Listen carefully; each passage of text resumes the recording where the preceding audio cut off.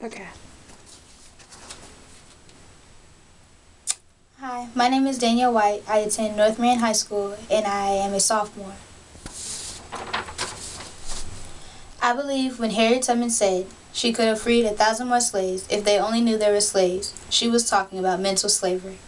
Mental slavery is an inability to view events or oneself differently from commonly held beliefs.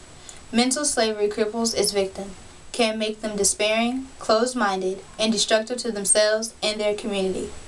The implications and the after effects of slavery did a lot of damage to both the minds and the economy of colored people even years after slavery. Racism still flourishes in society. Unfortunately, it is one of those predicaments blacks have to face in their economic struggle. Our yelling reaction to racism has lost its fire. For many years, we sang the song, did the dance, and walked the march in the process of outcry about the painful effects of racism. Things have changed and times are different, but many blacks today are still suffering the after effects of the struggle for justice. They are mentally lost in a time warp. There was nothing wrong with the struggle, yet it left us mentally crippled due to our behavioral choices and actions. We developed the attitude, whites must do something for us or else. We decided to fold our arms, sit down, and watch. Let's see what the white folks are going to do now. This behavior indirectly amounted to surrender for some, and a life of dependency for others, notwithstanding the success of many hardworking blacks. But it did not resolve the serious problems of our inability to develop and orchestrate effective strategies to solve social problems at the community level. We became so entangled with the struggle that even when the lights came back on, we were still unable to see. Because we vented energy in yelling our outcry against injustice, we ran out of energy to do anything else for ourselves.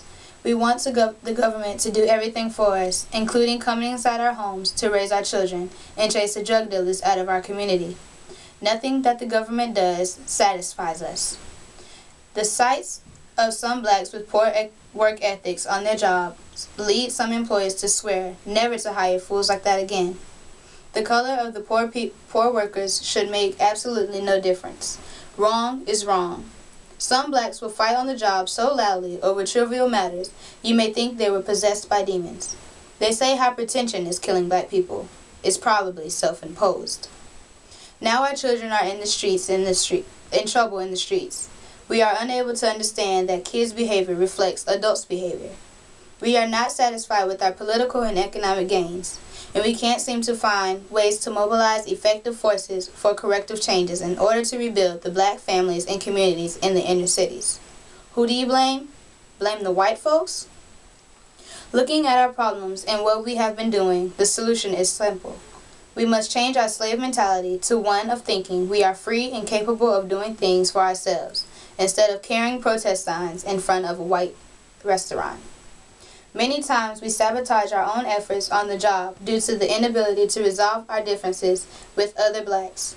After several studies, the behavior of blacks from poorly educated to well educated, from those to abject poverty to those on top of the world, to those rolling in money and fame, one thing is clear.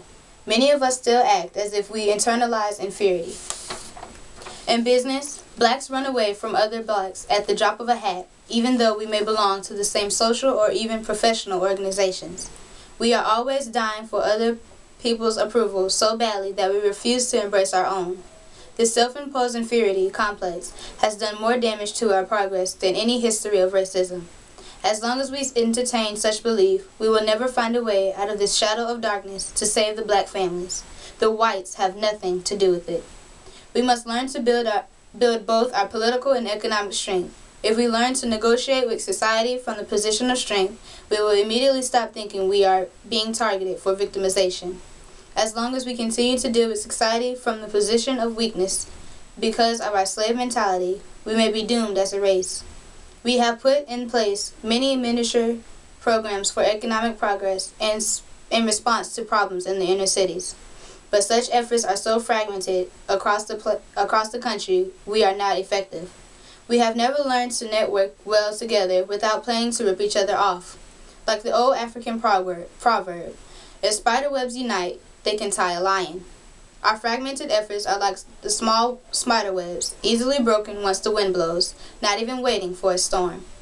Therefore, when we fail at the community level to implement both effective economic and social changes, we start to blame whites, who have little to do with our failures. Take the great success of the Million Man March of 1995 in Washington, D.C., for example.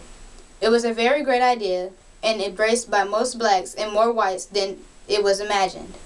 The message was for the black males to go back to the inner cities, join hands with the black women, and implement changes at the community level. At the implementation stage, it failed across the country because there were no effective forces in place to engineer and establish those changes. A year later, black kids are still carjacking and killing other blacks in their neighborhoods in some places.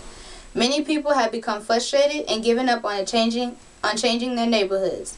So the Million Man March is reduced to a historic symbol instead of a catalyst for change and horizon of hope. If we as blacks would stop being ashamed of the way we look and get over the history of inferiority imposed on us, we would be able to stop the self-hatred. Like other groups who were subjected to history of persecutions and oppression, we can learn to love ourselves again. If we stop running away from each other, we can learn to work and solve problems together. Surely we can learn to build a community together. At that time, we have created a village. Our outcry against racism has emotionally crippled us as we continue to suffer from a self-imposed inferiority complex, complacency, and impotence of action. Everybody knows we must develop a strong economic base through networking and being dedicated to successful strategies in business. We must rid of the slave mentality to free our minds from cognitive blindness and mental paralysis. These are serious diseases causing lack of progress for black people.